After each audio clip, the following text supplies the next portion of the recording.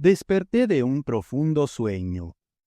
Yacía profundamente encajado bajo las mantas de mi antigua cama con dosel.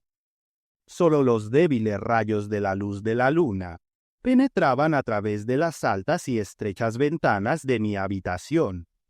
Contorneaban 4 triángulos perpendiculares de luz suave, que se erguían como contrafuertes en las paredes. El alto techo colgaba invisible sobre mí. Tuve momentáneamente la sensación de haber sido despertado de un sueño en alguna gran y antigua catedral en descomposición, de estilo gótico. Alrededor de mi garganta, las huesudas manos de un asesino se aferraban. A través de la penumbra nocturna, vi los rasgos satánicos de un hombre que parecía extrañamente familiar, pero inquietantemente distinto a cualquier ser humano que hubiera conocido. Fue solo lentamente que me di cuenta, escasamente consciente, de que el rostro sobre mí era el de Abner, mi mayordomo. Me pregunté por qué lucía tan extraño, por qué me estaba despertando en medio de la noche. Inmediatamente comencé a temer que alguna calamidad hubiera ocurrido a Eloís, mi no muy cariñosa esposa. Sabía que ella estaba fuera esta noche, pues Eloís siempre estaba fuera, divirtiéndose con quien la acompañara en su huida del miserable inválido que era yo. Pero la amaba y temía constantemente por su bienestar. Reuní mi energía somnolienta en un esfuerzo por hablar. Mis músculos laríngeos se negaron a obedecer. Mi voz permaneció atrapada en mi garganta. Con una repentina intensidad, como si quisiera compensar los segundos desperdiciados de semiconciencia, me di cuenta de que Abner me estaba estrangulando. No puedo decir por qué no aprecié antes la gravedad de su propósito. Involuntariamente, cada músculo de mi cuerpo se contrajo, casi sacándome del alcance de Abner. Mientras reforzaba su agarre, mis manos se aferraban desesperadamente a sus muñecas. Pero yo era débil, afectado por una enfermedad mortal y debilitante. Mis esfuerzos eran patéticos. Supe con una terrible certeza que estaba condenado. Solo podía esperar hasta que la anestesia de la muerte me cubriera, robándome la vida y aliviándome del dolor al mismo tiempo. Mi dolor no era el de la asfixia, no era el sentimiento, sino la razón, lo que me decía cómo estaba muriendo. Sentí solo las crueles uñas de los dedos largos de Abner, los huesos quebradizos de sus espeluznantes manos, mientras se hundían inexorablemente en mi carne. Luché, no por el aliento, sino para poner fin al dolor infligido por ese implacable agarre. En mi agonía, me cruzó el pensamiento de que nunca antes había presenciado una manifestación más aterradora de la ironía del destino. Aquí estaba yo, muriendo a manos de un estrangulador, y mi atención se centraba en el sufrimiento superficial de las heridas en mi cuello. Recuerdo con una claridad asombrosa el agudo dolor causado por el anillo en el dedo de Abner. Estaba dado vuelta hacia adentro, obviamente para mutilar, y lo llevaba en la mano izquierda. Nunca antes lo había visto usar un anillo. Me rebelé contra la irracionalidad de la situación. No podía ser. Todo el asunto parecía una broma horrible. ¿Estaba soñando? ¿Por qué Abner haría esto?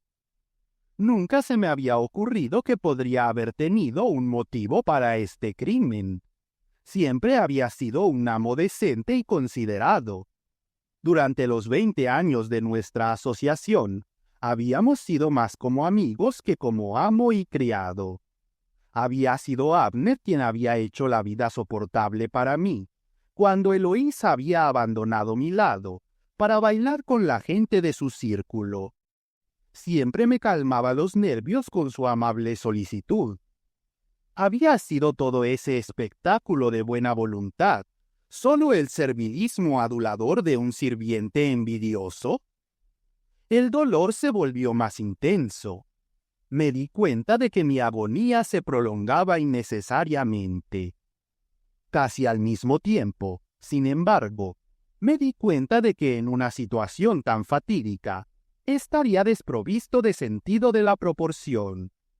Los sonidos se expandieron en minutos, y lo que debió requerir un breve y terrible intervalo, me pareció un acto pausado y deliberado. El rostro de Abner desapareció detrás de una mezcla de luces brillantes de colores ultraterrenales. Me volví insensible al dolor. Caí en la inconsciencia. Finalmente recuperé la conciencia. Pero, ¿qué conciencia? Mi alma parecía penetrar en cada rincón de esa habitación. Como espectador de mi propia tragedia, me vi tendido en mi cama. Los dedos asesinos de Abner todavía apretaban mi garganta. Gruñó mientras apretaba su agarre en un último apretón. Pero estaba perdiendo su fuerza, porque yo, su víctima, ya estaba muerto. Durante minutos, permaneció como en trance, entumecido por la fuerza terrible de su conciencia repentinamente liberada. Su pasión asesina había pasado, y cayó en la apatía impotente del libertino agotado. Finalmente, su hipocresía natural vino en su rescate. Su mente, alimentada tanto por los impulsos de su pensamiento subconsciente, como por frases cantadas acumuladas a través de la convivencia con la humanidad, comenzó a racionalizar su comportamiento. Por motivos egoístas y totalmente inexcusables, sustituyó con hipocresía motivos de naturaleza desinteresada e incluso benévola. Los labios de Abner no se movieron, no emitió sonido alguno. Sin embargo, escuché la voz de sus pensamientos. «Ah, Andrew Madison», dijo él. «Ya no eres un gran financiero, un gran filántropo que da solo por ganancia. Poca utilidad tendrá tu famosa riqueza ahora. Eres solo un pálido montón de materia orgánica, en camino a convertirte en tierra. Tu alma ha ido al infierno. Que el diablo se la lleve. He servido a Dios al poner fin a tus días. Incluso te he servido a ti, porque la enfermedad que te ha mantenido en tu cama pronto te habría consumido. Te he liberado de tu sufrimiento y obtendré una buena ganancia para mí. Durante años he esperado este momento. Poco a poco he aprendido la combinación de tu caja fuerte en la pared. He esperado muchos meses a que la llenaras con valores negociables. Finalmente, has caído en mis manos. Mi hora ha llegado. En un momento tendré $200,000, todos en bonos no registrados. Los esconderé donde ningún ojo los descubrirá. ¿Quién pensará en buscar en los muebles huecos de aluminio de la sala de estar de tu esposa? Y si se hace un descubrimiento, perderé mi fortuna, pero no mi cuello, porque solo tu esposa será incriminada. Tomaré este anillo ensangrentado y lo colocaré en un cajón de su tocador. Es su propio anillo, el anillo de compromiso que tú mismo le diste, Andrew Madison. ¿No sabías que ella se lo quitaba antes de salir a sus fiestas? Siempre lo ha hecho, Andrew Madison. Siempre te ha odiado. Se casó contigo solo por tu riqueza. Deberías haberlo sabido, viejo fósil repugnante. Ella será juzgada y condenada por tu asesinato. De este crimen es inocente, pero bien merece su destino. Al igual que yo, tu fiel esclavo, merezco la riqueza que pronto será mía. Durante años he soportado tu voluntad despótica. He soportado la mezquindad de tus maneras. Finalmente, tendré mi recompensa.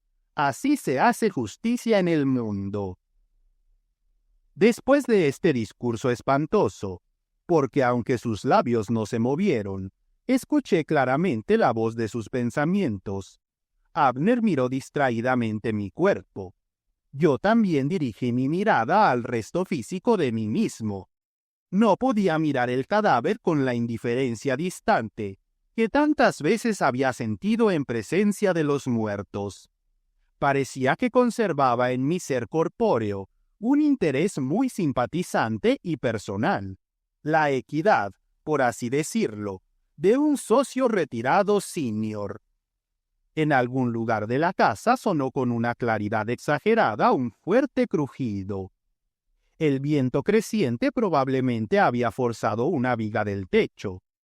Abner se sobresaltó de su ensoñación, y el miedo se apoderó de él. Apreciando su posición realmente precaria, se acercó rápidamente a la caja fuerte en la pared y agarró la perilla. Conocía bien la combinación y no tardó mucho en completar el negocio. Ávidamente retiró los preciados bonos que mi secretario había insertado allí.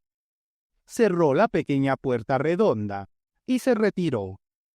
Después de lanzar una última mirada odiosa a mi cadáver, abandonó la habitación. Sentí un impulso de seguirlo, pero encontré que no podía aventurarme lejos de ese cuerpo, al que parecía inexplicablemente unido. Permanecí en las sombras de mi habitación, velando por mi cadáver. No pasó mucho tiempo antes de que tuviera que admitir que no era una compañía muy animada. Me sumí en la simpatía por mi pobre carcasa, de manera similar a como cualquier hombre soporta la soledad durante un tiempo muy largo. Me preguntaba cuánto tiempo pasaría antes de que me descubrieran. Me sentí muy apenado por mi negligencia. A medida que la luz del día se colaba en mi habitación, vi con horror cómo los músculos de mis extremidades se endurecían y tensaban. Reconocí la apariencia del rigor mortis. Noté la lividez que había dañado imperceptiblemente mi garganta. Me volví con disgusto del coágulo de sangre en la herida hecha por el anillo de diamantes que Abner había llevado con el propósito de incriminar a Eloís. Si un cuerpo albergara ahora mi alma, me habría estremecido, porque el solo pensamiento del destino que aguardaba a mi esposa me oprimía con una fuerza insoportable. Todo lo que Abner había dicho sobre Eloís era cierto. Sin embargo, no le guardaba rencor. Solo sentía simpatía y comprensión. Cuando estábamos juntos, lo cual rara vez sucedía, yo me sentía más culpable. Aunque la chica se casó conmigo por mi riqueza y posición, aunque yo era repugnante a su vista, yo podía comprender sus sueños y aspiraciones. Sabía que esperaba mi muerte. Lo que me preocupaba más en ese momento era el conocimiento de que otros estaban al tanto de su actitud. Los sirvientes, sus amigos y sus parientes sabían de su silenciosa oración para que mi muerte la liberara de mi compañía opresiva. El escenario estaba listo para un grave e inevitable error judicial, y temblé de simpatía por su víctima. A pesar del juicio de hombres más sobrios, Eloís me había traído más felicidad que desdicha, más luz que oscuridad. Ella era una de esas raras criaturas cuya mera existencia es suficiente para despertar un deleite desinteresado. Su residencia en mi hogar hacía la vida en él soportable. Que fuera indiferente a mí parecía irrelevante. Era como una hermosa obra de arte que no nos desagrada menos por su impersonalidad. Tal era mi emoción, mi temor. Después de lo que pareció una eternidad, Abner mismo apareció en la habitación. Fue tan hipócrita que, a pesar de la ausencia de testigos, simuló todas las emociones apropiadas para la ocasión. Incluso logró alcanzar una apariencia de duelo. Había auténtico horror en su voz mientras llamaba a la policía con el teléfono junto a mi cama. Salió apresuradamente de la habitación. Reapareció poco después, con Eloís a su lado. Su dolor era más sincero de lo que yo tenía derecho a esperar. Una reacción emocional se hizo sentir en su interior. El odio se dio ante una simpatía que se fundió sutilmente en el amor. El arrepentimiento hizo brotar lágrimas de sus ojos. Abner se retiró con una delicadeza de sentimiento, que era un refinamiento de la hipocresía. A solas, con su pecho ondulando rápidamente bajo las suaves caricias de su lencería de seda blanca, Eloís miró mi rostro inexpresivo y rezó en silencio por mi perdón. Habría dado mi eternidad por poder hablarle, por asegurarle que no le guardaba rencor, sino comprensión y amabilidad. Eloís estaba allí cuando llegó la policía. La acosaron con preguntas idiotas, la torturaron con insinuaciones insolentes. No pasó mucho tiempo antes de que un detective apareciera triunfalmente con el anillo que Abner había plantado. Eloís fue acusada abiertamente de mi asesinato. Estaba demasiado abrumada para defenderse, demasiado sorprendida para comprender el curso de los acontecimientos que se estaban cerrando como un lazo en torno a su cuello. Cayó histéricamente sollozando junto a mi cama. Los fotógrafos registraron ávidamente su miseria. Un asistente del fiscal del distrito entró oficiosamente en mi habitación e hizo sentir su importancia desagradablemente a Eloís, sobre la cual se cernió como un dios omnipotente. Un asistente de la cárcel vino y se llevó a Eloís. Cuando ella pasó de mi vista, fuera de mi visión para siempre, una angustia abrumadora, un dolor espiritual como ningún hombre mortal ha sufrido jamás, me invadió, y yo, mi espíritu, me retorcí. No podía soportar este último abandono forzado de mi amada Eloís, en el mismo momento en que su corazón se abría a mí. Busqué la extinción. La oscuridad me envolvió. Tú, mi lector, dirás que he soñado un sueño, que he soportado la tortura de una pesadilla. Puedes creer que he sido víctima de una alucinación aterradora. Pero te equivocas. Ha sido un singular privilegio para mí experimentar mi propio asesinato antes de que ocurriera. Por alguna extraña circunstancia, se me ha permitido vivir en varias ocasiones los episodios más significativos de mi vida. Ha sido como si la aguja de un tocadiscos se hubiera deslizado en el disco y hubiera avanzado unas pocas notas en el tiempo, para luego regresar a su posición original y reproducir en su secuencia adecuada la melodía grabada.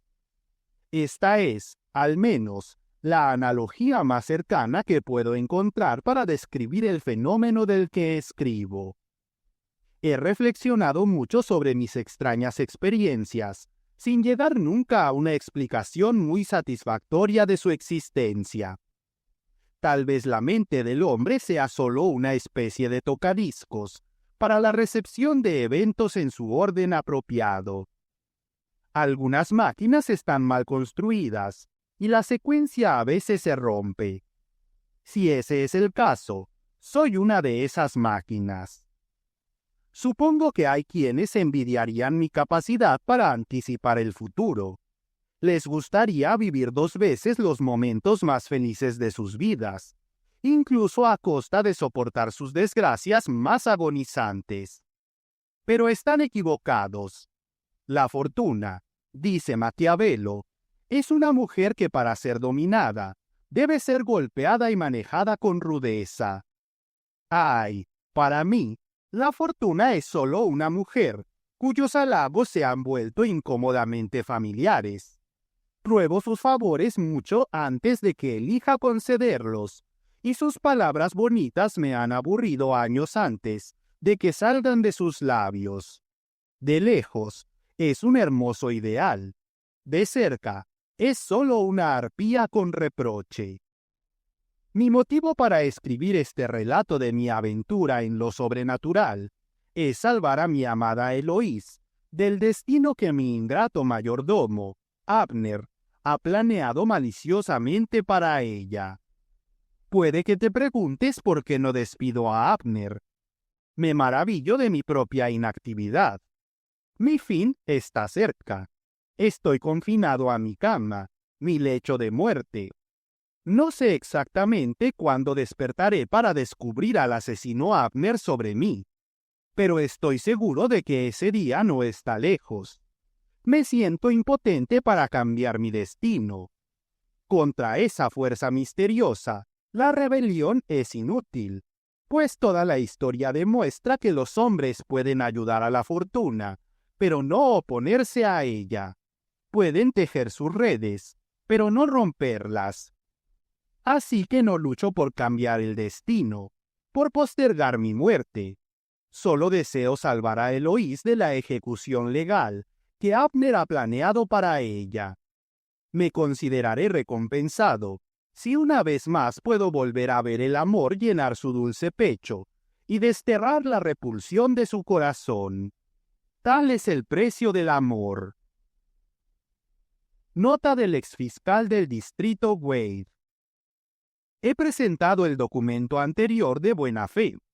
Me lo entregaron los abogados de Andrew Madison, poco después de su asesinato. Estaba sellado en un sobre que llevaba la inscripción al fiscal del distrito del condado de D, para ser abierto por él después del descubrimiento de mi cuerpo. Habría desestimado esta extraña historia como el patético balbuceo de un anciano moribundo, si el frío y rígido cadáver de Andrew Madison no hubiera dado testimonio silente de su verdad profética. Después de haber recuperado los bonos de las patas huecas del mobiliario, me convencí de que estaba tratando con una descripción auténtica de lo que había ocurrido. La posterior confesión del mayordomo del señor Madison, Abner, confirmó cada detalle del manuscrito. En resumen, Andrew Madison vivió de alguna manera, por así decirlo, el episodio de su muerte y la vida sobrenatural que inmediatamente siguió al evento. Recientemente he consultado con varios eminentes psicólogos sobre este caso inusual. Un miembro célebre de la fraternidad ha argumentado que si el señor Madison realmente vivió su futuro, habría recordado su experiencia previa. Cuando finalmente lo asesinaron, seguramente recordó su vista previa de la escena. Sin embargo, el señor Madison, al escribir sobre ello, no menciona tal recuerdo. El argumento no carece de peso. Sin embargo, otro psicólogo, igualmente respetado por su integridad, ha avanzado la opinión de que el señor Madison podría haber desarrollado amnesia de su experiencia anterior. Así, su relato queda libre de inconsistencia. Los abogados del señor Madison se han comprometido a examinar sus papeles para descubrir, si es posible, la existencia de otros relatos de sus experiencias más extraordinarias. Se espera que más luz se arroje eventualmente sobre sus excursiones hacia el futuro.